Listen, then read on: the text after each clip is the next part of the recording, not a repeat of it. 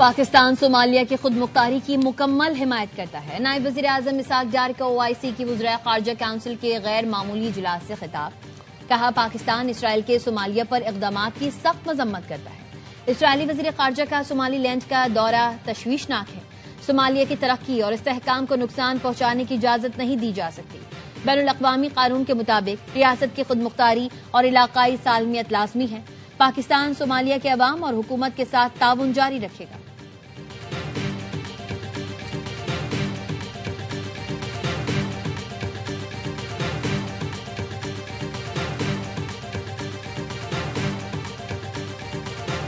اسلام آباد کے sector G72 میں سلنڈر دھماکے میں 6 افراد جاں بحق 10 زخمی۔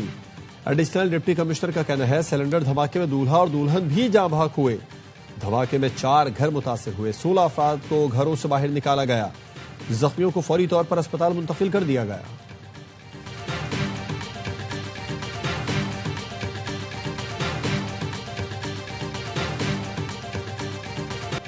ملک بھر میں شدید سردی کی لہر، یکبستہ ہواؤں نے موسم کی شدت میں مزید اضافہ کر دیا۔ لیہ میں درجہ حرارت -14، اسکردو -13، استور گپیس -10 تک گر گیا۔ ہنزا گلگت -8، قلات بگروٹ -6 اور دیر میں -5 ڈگری سینٹی گریڈ ریکارڈ کیا گیا۔ کوئٹہ -3، مری ایبٹ آباد -1، پشاور اسلام آباد میں 0، لاہور 5 اور کراچی میں 7 ڈگری سینٹی گریڈ ریکارڈ کیا گیا۔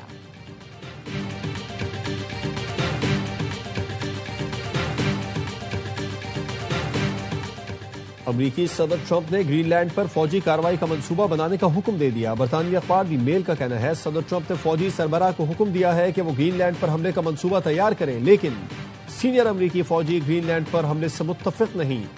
وہ سمجھتے ہیں کہ گرین لینڈ پر حملہ غیر قانونی ہوگا اور کانگریس اس کی حمایت نہیں کرے گی۔ صدارتی مشیر اسٹیفن ملر سمیت کئی اہلکار گرین لینڈ پر حملہ چاہتے ہیں۔ برطانوی سفارتکار سمجھتے ہیں صدر ٹرمپ وسط مدتی انتخابات سے پہلے ووٹرز کی توجہ معاشی صورتحال سے ہٹا کر گرین لینڈ کی جانب کرنا چاہتے ہیں۔ اگر صدر ٹرمپ نے گرین لینڈ پر حملہ کیا تو نیٹو اتحاد ٹوٹ جائے گا۔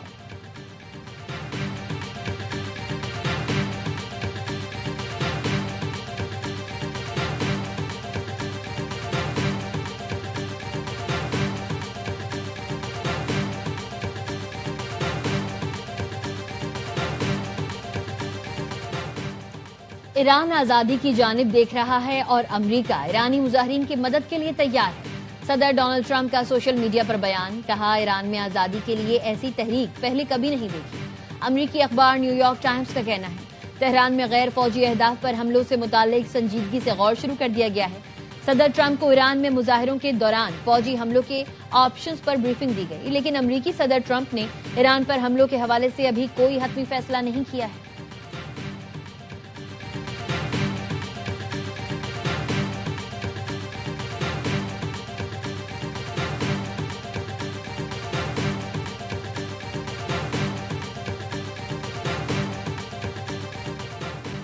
ایران میں 2 ہفتے سے احتجاج کا سلسلہ جاری۔ ایرانی میڈیا کا کہنا ہے مظاہروں میں اموات کی تعداد 65 ہو گئی، 15 سیکیورٹی اہلکار بھی شامل ہے۔ ایران کے صدر مسعود پزشکیان کا کہنا ہے امریکہ نے یہ سمجھنے میں غلطی کی ہے کہ مخالفین کی مدد کرنے کے حربے ایران میں کامیاب ہوں گے۔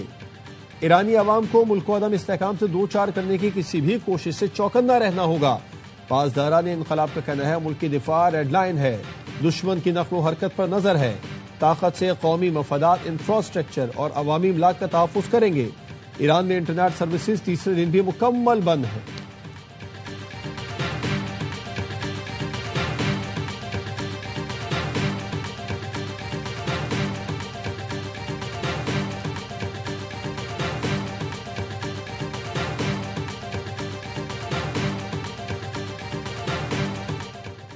لندن میں ایرانی سفارت خانے کے سامنے ہزاروں افراد کا احتجاج، مظاہرین نے ایران کا پرچم اتار کے اپوزیشن کا پرچم لہرایا۔ ایرانی سفارت خانے نے دوبارہ سرکاری پرچم لہرا کر ٹویٹ کر دیا۔ پولیس نے ایرانی سفارت خانے میں گھسنے کے الزام میں 2 افراد کو گرفتار کر لیا، تیسرے ملزم کی تلاش جاری۔ برطانوی وزیر اعظم کیئر سٹارمر کی ایران میں مظاہرین پر تشدد کی مذمت۔ 7.5 گھنٹے ہم نے حیدرآباد سے کراچی آنے تک گزارے ہیں اور راستے میں انہوں نے جگہ جگہ رکاوٹیں رکھی تھی. مجبوراً ایسے راستوں سے آنا پڑا جہاں پر نہ انسان تھا، نہ دکانیں تھی، نہ کوئی اور گاڑیاں تھی اور ہمیں جان بوجھ کر سنسان سڑکوں پر دھکیلا گیا تھا. ہمیں جان بوجھ کر سنسان سڑکوں پر دھکیلا گیا. وزیر اعلیٰ خیبر پختونخوا نے کراچی آمد پر پیغام میں کہا حیدرآباد سے کراچی پہنچنے میں 7.5 گھنٹے لگ گئے. راستے میں جگہ جگہ رکاوٹیں لگائی گئی. مجبوراً ان راستوں سے آنا پڑا جہاں انسان تھے نہ دکان. آج جلسہ ہر صورت کریں گے.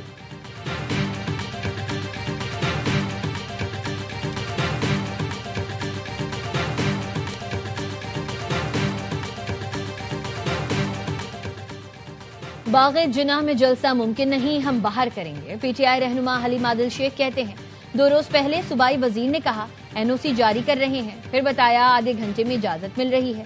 وینڈر کو بلایا تو پولیس نے اسے بھگا دیا اور کہا آپ جلسہ نہیں کر سکتے. یہ افسوسناک صورتحال ہے. وزیر بلدیات سندھ ناصر حسین شاہ کا کہنا ہے چاہتے ہیں پی ٹی آئی پروگرام کے مطابق باغ جناح میں جلسہ کرے. باغ جناح وفاق کے پاس ہے جس کے باعث NOC میں تاخیر ہوئی. اب بھی مناسب طریقے سے جلسہ کیا جا سکتا ہے. ہم انہیں کرسیاں کنٹینرز پہنچا رہے ہیں. لوگ کم ہیں تو وہ بھی پہنچا دیتے ہیں. اور کیا کرے پیپلز پارٹی.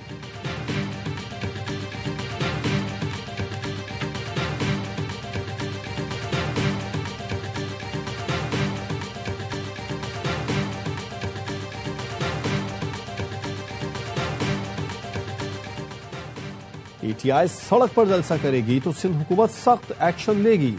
ضیاء الحسن لنجار نے خبردار کر دیا. ARY نیوز سے گفتگو میں وزیر داخلہ سندھ نے کہا سڑک پر جلسہ کرنے کی اجازت نہیں. پی ٹی آئی کو جہاں جلسے کی اجازت دی ہے وہیں جلسہ کرے. حکومت ابھی تک پی ٹی آئی کے ساتھ تعاون کر رہی ہے. حکومت کے ریٹ کو چیلنج نہیں کرنے دیں گے. سینئر صوبائی وزیر شرجیل میمن کہتے ہیں پی ٹی آئی کو NOC میں درج تمام شرائط و ضوابط پر عمل کرنا ہوگا. اداروں کے خلاف تقاریر کی اجازت نہیں ہوگی.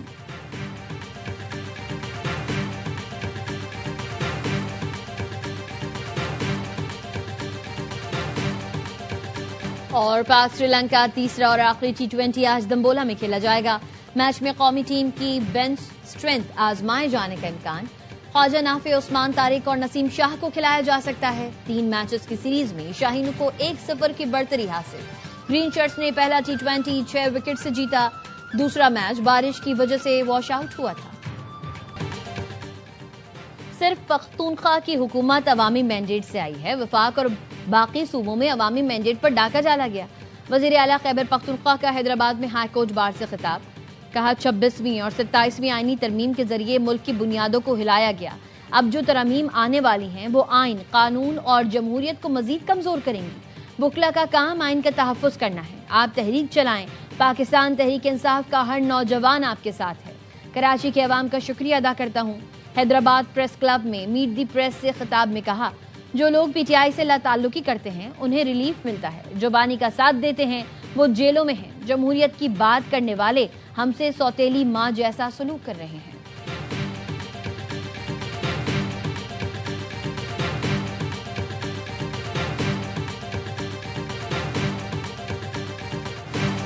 قرآن پڑھ لے، ہتھیار والوں سے سلوک کا پتہ چل جائے گا. وزیر داخلہ محسن نقوی نے کہا ہے اڈیالہ کے باہر امن و امان خراب کیا تو نمٹ لیں گے. ان سے نمٹنے کی مشق ہو گئی ہے. جن کا کام مذاکرات کرنا ہے وہ جانے، میرا کام دوسرا والا ہے. وزیر اطلاعات عطا تارڑ کہتے ہیں تحریک تحفظ آئین پاکستان تانگے کی سواریاں ہیں. ملک ڈیفالٹ کے خطرے سے نکل گیا. عالمی مالیاتی ادارے تعریفیں کر رہے ہیں. وزیر اعظم اور فیلڈ مارشل کا معیشت سے متعلق کردار اہم ہے. وزیر مملکت بلال اظہر کیانی نے پریس کانفرنس میں کہا 2025 کامیابیوں کا سال تھا. مارکہ حق میں فتح کے ساتھ سفارتی محاذ پر بھی کامیابیاں سمیٹی.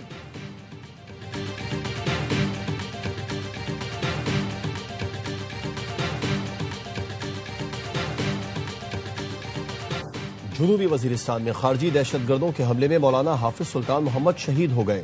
مولانا حافظ سلطان محمد کو وانا میں IED دھماکے کے ذریعے نشانہ بنایا گیا. مولانا فضل الرحمان کا اظہار افسوس. کہا یہ ایک فرد پر حملہ نہیں بلکہ اعتدال پسند پرامن اور جمہوری فکر پر حملہ ہے. سیکورٹی ادارے علماء کا تحفظ یقینی بنائیں. دہشت گرد عناصر کو کیفر کردار تک پہنچائیں. چیئرمین مرکزی علماء کونسل زاہد محمود قاسمی کہتے ہیں علماء کو نشانہ بنانا ملک میں افراتفری پھیلانے کے مترادف ہے. فتنہ خوارج کا خاتمہ کیا جائے. شاہ اویس نورانی نے بھی کہا فوری طور پر آپریشن کر کے ملک سے دہشت گردی کا خاتمہ کیا جائے۔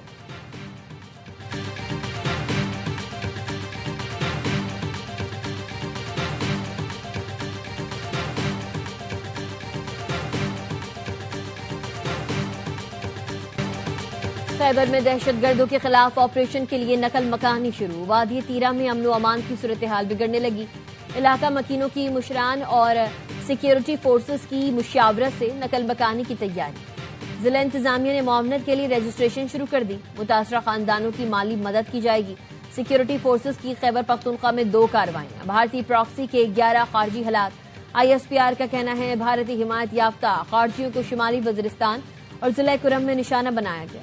پشاور میں دہشت گردوں کی فائرنگ سے CTD اہلکار شہید، بنوں میں دہشت گردوں نے پولیس اہلکار کو شہید کر دیا۔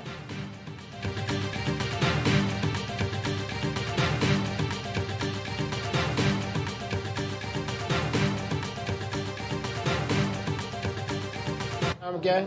فاطمہ۔ اور شور کا نام کیا ہے؟ لطیف۔ چھوٹے کہنے بس یہ ابھی جا تک باندھ کر دیں، اور یہ صبح سے باندھا ہوا ہے، کب بلایا تھا آپ کو؟ 9 بجے صبح، تو کب سے باندھا ہوا؟ 9:30 بجے جب زنجیر باندھے تو آپ نے شور نہیں کیا؟ کیا۔ پہلے ٹیپ اور رسی سے باندھ دیا تھا، پھر دوپہر میں جو ہے نا یہ والا بیڈ کے ساتھ باندھ دیا، تو بیڈ کی میں نے پھٹی توڑی۔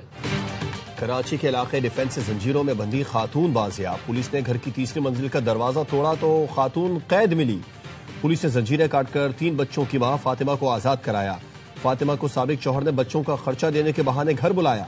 ملزم لطیف نے فاطمہ کو زنجیروں میں جکڑا اور گھر سے چلا گیا۔ بازیاب خاتون کا کہنا ہے اسے صبح 9:30 بجے سے باندھ کر رکھا تھا۔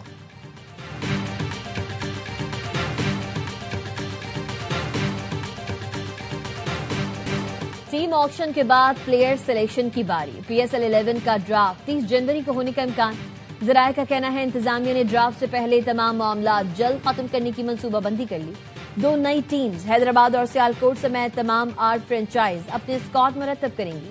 ڈرافٹ کے وینیو اور تاریخ کا باضابطہ اعلان جلد کیا جائے گا۔ PSL کا 11واں سیزن 26 مارچ سے 3 مئی تک کھیلا جائے گا۔ پاک سری لنکا تیسرا اور آخری T20 آج دمبولا میں کھیلا جائے گا۔ میچ میں قومی ٹیم کی بینچ سٹرینتھ آزمائے جانے کا امکان۔ خواجہ نافع، عثمان طارق اور نسیم شاہ کو کھلایا جا سکتا ہے۔ 3 میچز کی سیریز میں شاہینوں کو 1-0 کی برتری حاصل۔ گرین شرٹس نے پہلا T20 6 وکٹ سے جیتا، دوسرا میچ بارش کی وجہ سے واش آؤٹ ہوا تھا۔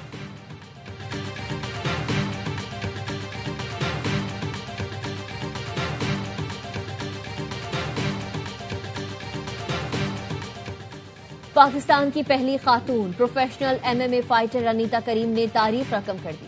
انیتا نے پاکستان میں ہونے والی خواتین کی پہلی MMA فائٹ اپنے نام کر لی۔ ہنزا سے تعلق رکھنے والی فائٹر نے ایرانی حریف پریسا شمس آبادی کو شکست دی۔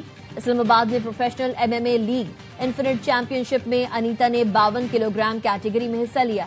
انیتا کریم پہلے بھی بین الاقوامی مقابلوں میں پاکستان کے لیے شاندار کامیابیاں حاصل کر چکی ہیں۔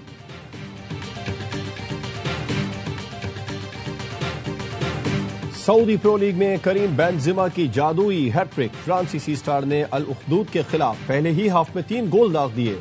الہلال نے 0 کے مقابلے میں 4 گول سے میدان مارا۔ 35 پوائنٹس کے ساتھ ٹیبل پر الہلال کا پہلا نمبر ہے۔